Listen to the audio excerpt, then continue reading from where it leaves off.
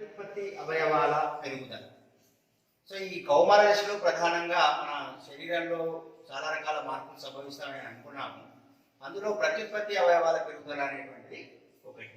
ఇక్కడ చూడండి, పురుషుల్లో ప్రత్యుత్పత్తి అవయవాలని మనము ముష్కంగా చెప్తామన్నమాట. ఈ ముష్కాల అభివృద్ధి, శుక్ర వాహికల అభివృద్ధి మరియు పురుషాంగం యొక్క అభివృద్ధి అనేటువంటిది ఈ దశలో జరుగుతూ ఉంది. అదేవిధంగా ముష్కాల నుండి శుక్ర కణాల ఉత్పత్తి అనేటువంటిది ప్రారంభమవుతూ ఉంది. సాధారణంగా 14 నుంచి 15 సంవత్సరాల వయసులో శుక్ర కణాల ఉత్పత్తి పురుషుల్లో ప్రారంభం అవడానికి ఎక్కువ అవకాశాలు ఉన్నాయి. అదేవిధంగా చంకలు మరియు జననాంగాల వద్ద ఎక్కువగా వెంట్రుకలు అనేటువంటివి ఉండడం అనే లక్షణము పురుషుల్లో కనిపిస్తూ ఉంటుంది. నెక్స్ట్, స్త్రీ ప్రత్యుత్పత్తి విషయానికి వచ్చినట్లయితే స్త్రీలలో ప్రత్యుత్పత్తి అవయవాలు అభివృద్ధి చెందుతాయి. స్త్రీలలో ప్రత్యుత్పత్తి అవయవాలను మనము సాధారణంగా స్త్రీబీజ కోశాలు అని పిలుస్తాం. స్త్రీబీజ కోశాలలో అండాలు అనేటువంటివి ఉత్పత్తి కావడం ప్రారంభమవుతుంది. ఈ అండాలు ఉత్పత్తి కావడంతో పాటు స్త్రీ జననాంగానికి సంబంధించినటువంటి ఫలోపియన్ నాళము, గర్భాశయం యొక్క అభివృద్ధి, అలాగే వృక్షోచాల అభివృద్ధి అనేటువంటిది, అట్లాగే జననాంగాలు మరియు చంకల వద్ద వెంట్రుకలు రావడం అనేటువంటిది జరుగుతుందన్నమాట. మీరు ఇక్కడ జాగ్రత్తగా గమనించండి. ఇక్కడ పురుష ప్రత్యుత్పత్తి వ్యవస్థలో ముష్కాలు ఉంటాయి. వాటి నుంచి ఉత్పత్తి అయ్యేటువంటి కణాలని మనం శుక్ర కణాలు అని పిలుస్తాము. అట్లాగే స్త్రీ ప్రత్యుత్పత్తి వ్యవస్థలో ప్రధానంగా స్త్రీబీజ కోశాలు ఉంటాయి. ఈ స్త్రీబీజ కోశాల నుంచి ఉత్పత్తి అయ్యేటువంటి కణాలను మనము అండాలు అనేటువంటి పేరుతో పిలుస్తాం అన్నమాట. ఇక్కడ ఉత్పత్తి అయిన శుక్ర కణాలు మరియు అండ కణాలు రెండింటి కలయిక వల్ల సంయుక్త బీజము అనేటువంటి తయారయ్యి ఒక కొత్త తరము జీవి ఉద్భవించడానికి ఇక్కడ అవకాశాలు అనేటువంటి ఉంటాయి. మీరు ఇక్కడ చూడండి, పురుష ప్రత్యుత్పత్తి వ్యవస్థ తీసుకున్నట్లయితే ముష్కాల నుంచి శుక్రకణాల ఉత్పత్తి ఇది 14 నుంచి 15 సంవత్సరాల వయసులో జరుగుతూ ఉంది. చంకలు జననాంగాల వద్ద వెంట్రుకలు రావడం అనేది ఒక లక్షణం. రెండవది, స్త్రీ ప్రత్యుత్పత్తి వ్యవస్థ తీసుకున్నట్లయితే 11 నుంచి 13 సంవత్సరాల వయసులో సాధారణంగా అండము విడుదల అనేటువంటిది జరిగే అవకాశం ఉంది. ఇక్కడ స్త్రీబీజ కోశాలు అనేటువంటివి అండాన్ని ఉత్పత్తి చేస్తాయి. అట్లాగే ఫలోపియన్ నాళాలు మరియు గర్భాశయం యొక్క అభివృద్ధి అనేటువంటిది జరుగుతూ ఉంది. దీనివల్ల అండము ఒకవేళ ఫలదీకరణ జరిగితే బేబీ గర్భాశయంలో పెరగడానికి అనువైనటువంటి పరిస్థితులు ఇక్కడ మనకి రూపొందుతాయన్నమాట. అదేవిధంగా వృక్షోచాల అభివృద్ధి అనేటువంటిది కూడా జరుగుతూ ఉంది. ఒకవేళ గర్భధారణ జరిగిన తర్వాత బేబీ పుట్టుక అనేటువంటి జరిగితే కావలసినటువంటి పాలు అనేటువంటివి రావడానికి వీలుగా వృక్షోచాల అభివృద్ధి అనేటువంటిది జరుగుతుంది. అదేవిధంగా చంకలు జననాంగాల వద్ద వెంట్రుకలు రావడం అనేది జరుగుతుంది. సో ఇట్లా ఈ పురుషుల్లో వచ్చినటువంటి ఈ రకమైన మార్పులు మరియు స్త్రీలో వచ్చినటువంటి ఈ రకమైన మార్పుల్ని మనము ద్వితీయ లైంగిక లక్షణాలు అని పిలుస్తాం అన్నమాట. ఏమంటాం వాటిని? ద్వితీయ లైంగిక లక్షణాలు అంటే.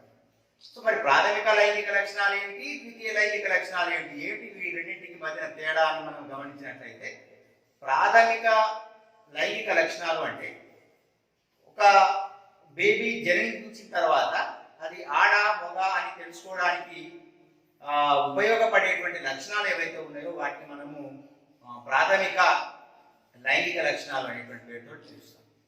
తర్వాత ఈ దశలో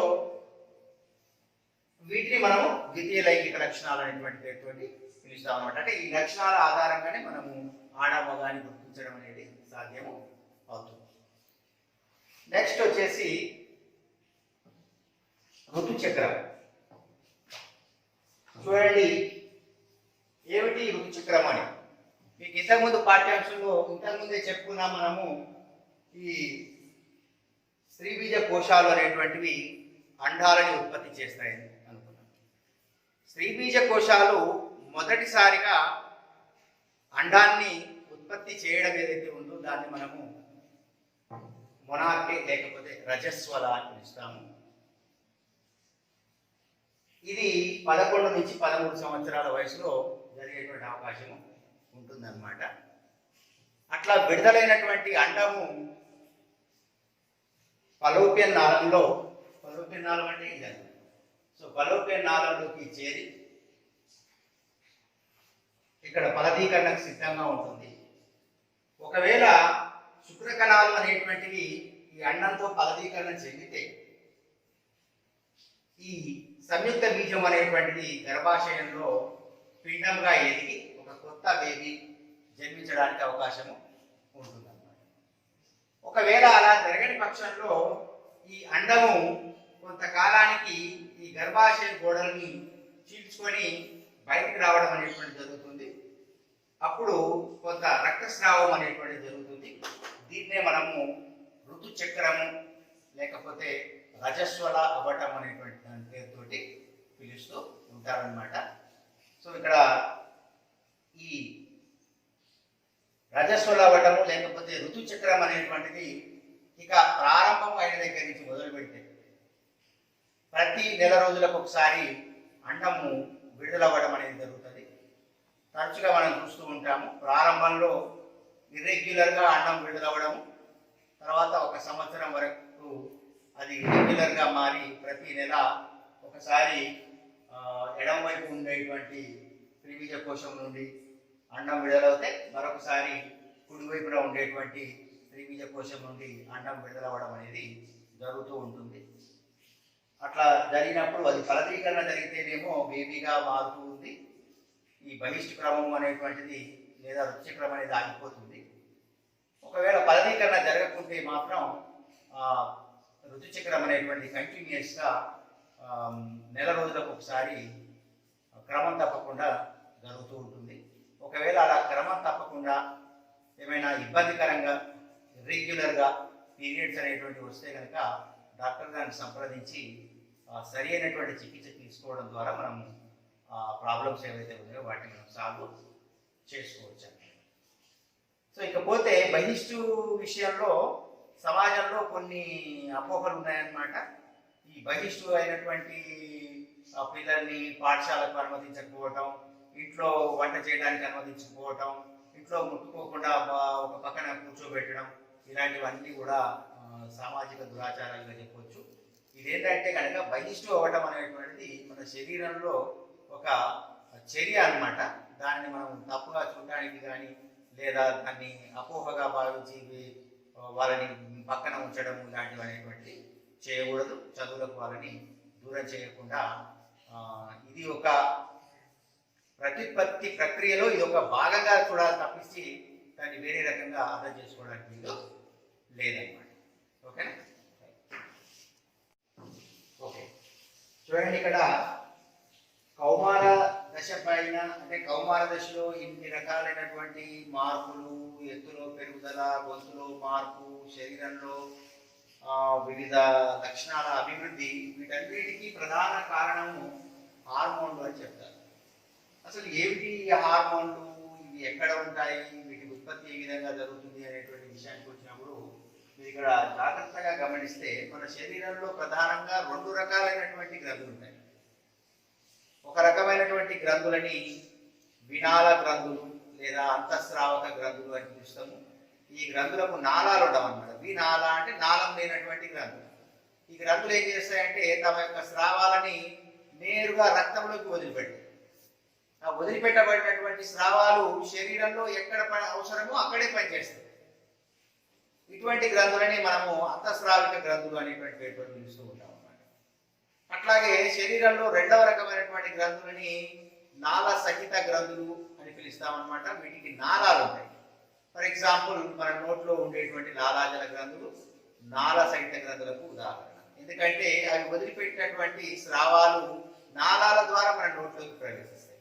అట్లాగే ఇక్కడ చూడండి కంటి లోపల లాక్రిమల్ గ్రంథులు అనేటువంటివి ఉంటాయి. అవి వదిలిపెట్టేటువంటి స్రావాలు నాళాల ద్వారా కంటిలోకి వదిలిపెట్టబడతాయి. ఇట్లా నాళాలు కలిగినటువంటి గ్రంథులనేమో నాళ సహిత గ్రంథులు అని పిలుస్తూ ఉంటాం, లేదా వీటిని బహిస్రావిక గ్రంథులు అని కూడా అంటాము. అట్లాగే నాళాలు లేకుండా తమ యొక్క స్రావాలని నేరుగా రక్తంలోకి వదిలిపెట్టేటువంటి వాటినేమో వినాళ గ్రంథులు లేకపోతే అంతఃస్రావక గ్రంథులు అనేటువంటి పిలుస్తాం. ఏమిటి మరి రెండు గ్రంథులకు ఉన్నటువంటి వ్యత్యాసము అని అన్నప్పుడు సాధారణంగా ఈ నాళ సహిత గ్రంథులు ఎంజైములను మరియు లవణాలను శరీరంలోకి విడుదల చేస్తాయి. ఈ నాళాలు లేనటువంటి అంతఃస్రావిక గ్రంథులు హార్మోన్లను శరీరంలోకి విడుదల చేస్తాయి. ఇట్లా ఈ హార్మోన్లను విడుదల చేసేటువంటి గ్రంథులు మన శరీరంలో ఎక్కడెక్కడ ఉన్నాయో మనం జాగ్రత్తగా చూస్తే మనకు తెలుస్తూ ఉంది. చూడండి, ఇక్కడ మన మెదడు యొక్క ఉదర తలంలో ఒక బఠానీ గింజ ఆకారంలో ఒక గ్రంథి మనకు కనబడుతుంది. ఈ గ్రంథినే మనము పిట్యూటరీ గ్రంథి అనేటువంటి పేరుతో పిలుస్తాము. చాలా చిన్న గ్రంథి, కానీ పెద్ద పనులు చేస్తూ ఉంటుంది. తర్వాత చూడండి, గొంతు ప్రాంతంలో ఒక గ్రంథిని మనం గమనిస్తూ ఉంటాము. ఈ గ్రంథినే మనము థైరాయిడ్ గ్రంథి అనేటువంటి పేరుతో పిలుస్తూ ఉంటాము. ఇది థైరాక్సిన్ అనేటువంటి ఒక హార్మోన్ను రక్తంలోకి విడుదల చేస్తూ ఉంటుంది. అలాగే చూడండి, ఇక్కడ ఈ మూత్రపిండాల ఉపరితలంలో 2 టోపీ ఆకారంలో గ్రంథులు ఉన్నాయి. ఈ గ్రంథులను మనము అధివృక్క గ్రంథులు అనేటువంటి పేరుతోటి పిలుస్తూ ఉంటాము. ఇకపోతే స్త్రీలలో ప్రధానం, మగవాళ్ళలో కాదు, స్త్రీలలో ఉదరతలంలో కుడి ఎడమలుగా 2 గ్రంథులు ఉంటాయన్నమాట. ఆ గ్రంథులని మనము స్త్రీబీజ కోశాలు అనేటువంటి పేరుతోటి పిలుస్తాము. గతంలోనే మనం ఇంతకు చదువుకున్నాము, స్త్రీబీజ కోశాలు అండాలను ఉత్పత్తి చేస్తాయి. ఆ తర్వాత మగవాళ్ళని మాత్రమే తీసుకుంటే కుడి ఎడమలుగా 2 ముష్క గ్రంథులు అనేటువంటివి ఉంటాయి. వీటిని మనం ముష్కాలు అని పిలుస్తాము. వీటి నుంచి శుక్రకణాల ఉత్పత్తి అనేటువంటిది జరుగుతూ ఉంటుంది.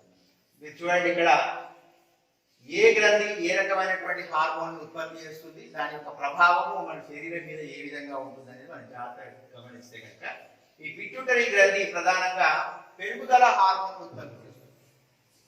దీన్ని మనం గ్రోత్ హార్మోన్ అని కూడా పిలుస్తాం. మనం చదువుకున్నాం చూడండి, పెరుగుదల సమయంలో పురుషుల్లో బాహువులు అంటే తెలుసు కదా, ఈ భుజాలు అనేటువంటివి వెడల్పు అవుతాయి, ఎముకలు మరియు కండరాలు దృఢంగా తయారవుతాయి, కాళ్ళు చేతులు పొడవుతాయి. ఇట్లాంటివన్నీ జరగాలి అంటే, శరీరం పెరగాలి అని అంటే ఈ గ్రోత్ హార్మోన్ ఉత్పత్తి అనేటువంటిది చాలా అవసరం అవుతుంది. అలాగే చూడండి, ఇదే హార్మోను, ఇదే గ్రంథి ఇంకొక 2 హార్మోన్లను ఉత్పత్తి చేస్తుంది. ఒక దానిని మనం ఫాలికల్ స్టిమ్యులేటింగ్ హార్మోన్ అని పిలుస్తాము. అట్లాగే ఇంకొక దాన్ని ల్యూటినైజింగ్ హార్మోన్ అని పిలుస్తాము. ఇది ఫాలికల్ స్టిమ్యులేటింగ్ హార్మోన్ అనేది ముష్కాల నుండి శుక్రకణాలు ఉత్పత్తి అయ్యేటట్టు, అట్లాగే అండాల నుంచి అండకణాల ఉత్పత్తి జరిగేటట్టు చేస్తూ ఉంటాయన్నమాట. ఇకపోతే ఈ ల్యూటినైజింగ్ హార్మోన్ అనేటువంటిది మరొకటి ఉంటుంది. ఇది గర్భాశయము పెరుగుదలకి మరియు గర్భాశయంలో పిండ ప్రతిస్థాపన జరగడానికి కావలసినటువంటి అవసరాలని ఇది తయారు చేస్తూ ఉంటుంది. ఇకపోతే ఈ థైరాయిడ్ గ్రంథి అనేటువంటి ప్రధానంగా అనేక జీవక్రియలు నిర్వహించడంలో ఉపయోగపడుతుంది. దీన్ని మనం కౌమార దశలో దీని యొక్క ప్రభావం తక్కువే. ఇకపోతే ఈ కిందికి వచ్చి చూడండి, అధివృక్క గ్రంథి అనేటువంటిది, దీనిని మనము ఇది ఉత్పత్తి చేసే హార్మోన్లను మనము ఎడ్రినాలిన్ అని అంటాం అనమాట. ఇది ఉద్వేగాలను నియంత్రించేటువంటిది, భావావేశాలని కలగజేసేటువంటిది మరియు అణచివేసేటువంటి హార్మోన్ గా మనం చెప్తూ ఉంటాము. ఈ కౌమార దశలో ఈ హార్మోన్ ఉత్పత్తి చాలా ఎక్కువగానే ఉంటుంది మామూలు సమయంతో పోలిస్తే. ఇకపోతే నెక్స్ట్ వచ్చేసి చూడండి, స్త్రీబీజ కోశాలు అనేటువంటివి 2 ఉన్నాయి. వీటి నుండి ఉత్పత్తి అయ్యేటువంటి హార్మోన్లను మనము ఈస్ట్రోజన్ మరియు ప్రొజెస్టిరాన్ అనేటువంటి పేరుతో పిలుస్తాము. ఈస్ట్రోజన్ అనేటువంటి హార్మోను స్త్రీ జననాంగాల యొక్క అభివృద్ధి జరగడానికి ఉపయోగపడుతుంది. ప్రొజెస్టిరాన్ అనేటువంటి హార్మోను గర్భాశయ గోడల యొక్క పెరుగుదల, ఫెలోపియన్ నాళాల యొక్క అభివృద్ధి, అట్లాగే పిండం అనేటువంటిది గర్భాశయానికి అంటి ఉండడానికి కావలసినటువంటి అనుకూల పరిస్థితుల్ని ఈ ప్రొజెస్టిరాన్ అనే హార్మోను కలుగజేస్తూ ఉంటుంది అన్నమాట. ఆ తర్వాత మీరు ఇక్కడ చూడండి, ముష్కము అనేటువంటి మరొక హార్మోన్ గ్రంథి ఉంది. ఈ ముష్క గ్రంథి నుంచి మీకు ఇంతకు ముందే చెప్పాను, ముష్కము నుంచి శుక్రకణాల ఉత్పత్తి జరుగుతుంది అని. శుక్రకణాలతో పాటు దీని నుండి టెస్టోస్టిరాన్ అనేటువంటి ఒక హార్మోన్ ఉత్పత్తి జరుగుతుంది. ఈ టెస్టోస్టిరాన్ పురుష జననాంగాల యొక్క అభివృద్ధి మరియు శుక్రకణాల యొక్క ఉత్పత్తిని చేయడంలో ఇది ప్రధాన పాత్ర పోషిస్తూ ఉంటుంది. అంటే దీన్ని బట్టి మనకి ఏమర్థం అవుతుందంటే, శరీరంలో ఉండేటువంటి కొన్ని అంతర్గత గ్రంథులు, వాటి నుంచి విడుదలయ్యేటువంటి హార్మోన్ల ప్రభావం వల్లనే కౌమార దశలో ఈ రకమైనటువంటి మార్పులన్నీ కూడా సంభవిస్తున్నాయి అనేటువంటి మనం ఇక్కడ గ్రహించవచ్చు. ద్వితీయ లైంగిక లక్షణాలు కలగడానికి కూడా ఈ గ్రంథులే ప్రధానమైనటువంటి కారణంగా మనం ఇక్కడ చెప్పుకుంటూ ఉంటామన్నమాట.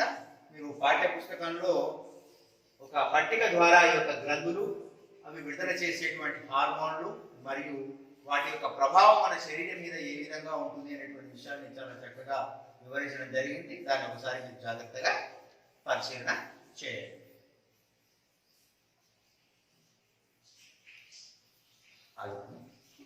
కంటిన్యూ.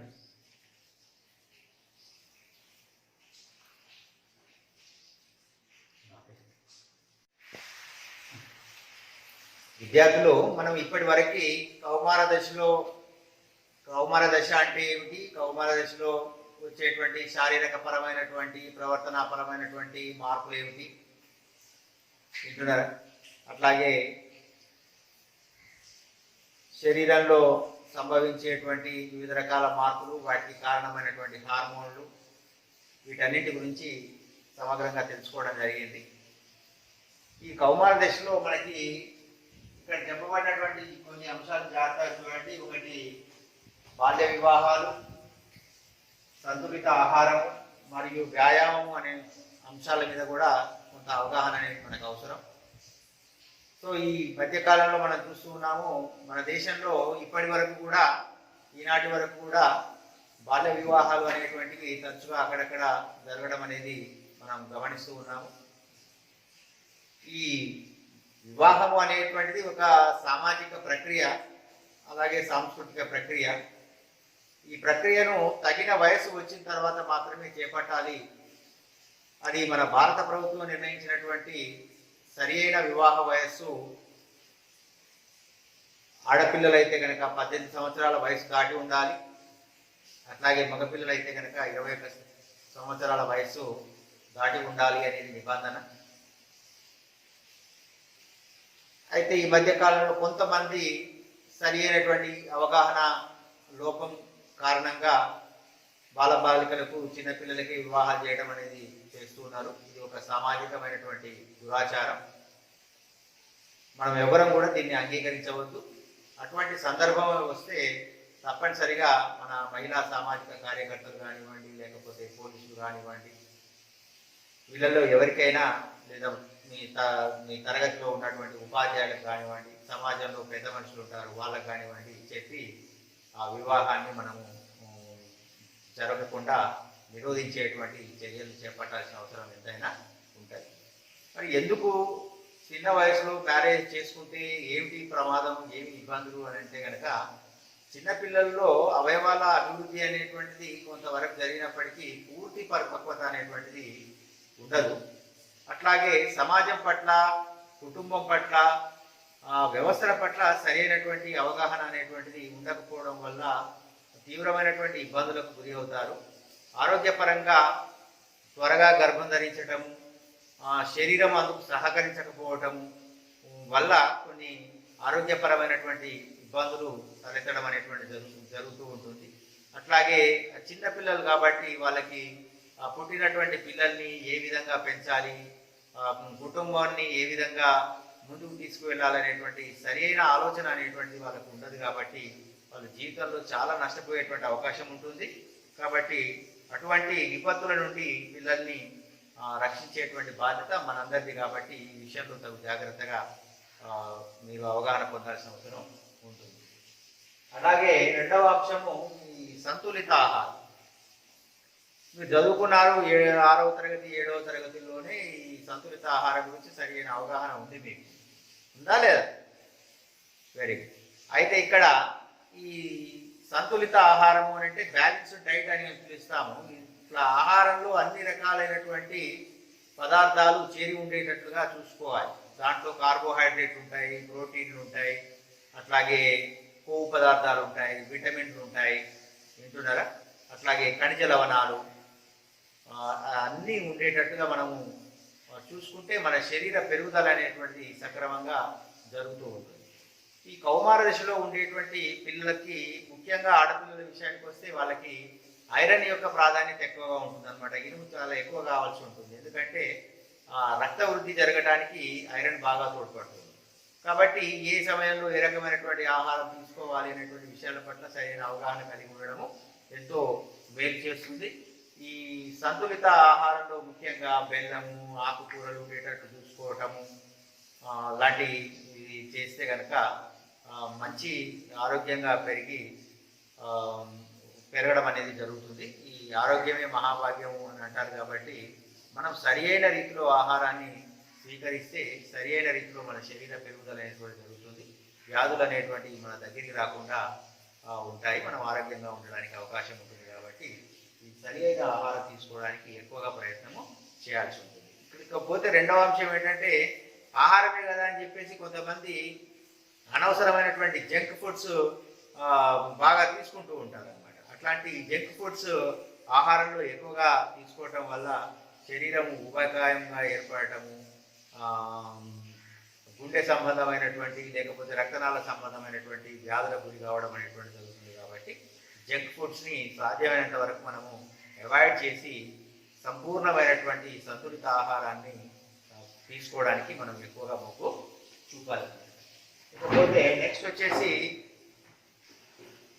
వ్యాయామం. సరి అయినటువంటి వ్యాయామము చేయటము, పెద్ద పెద్ద వ్యాయామాలు చేయకపోయినప్పటికీ కూడా కనీసం ఒక చిన్న చిన్న వ్యాయామాలు, కొంత దూరం నడవటం కానివ్వండి, చిన్న చిన్న బరువులను ఎత్తటము, ఇలాంటి చిన్న చిన్న వ్యాయామాలు చేయడం వల్ల మన శరీరాన్ని ఆరోగ్యంగా ఉంచుకునే అవకాశాలు ఉంటాయి. కాబట్టి జాగ్రత్తగా ఈ విషయాలన్నింటినీ కూడా దృష్టిలో పెట్టుకొని సమాజంలో రేపొద్దున మనకు మంచి అంశాలన్నింటినీ కూడా మనకు అన్వయించుకొని సమాజంలో మంచి పౌరులుగా బతకడానికి అవకాశాలను ఏర్పరచుకోవాలని తెలియజేస్తూ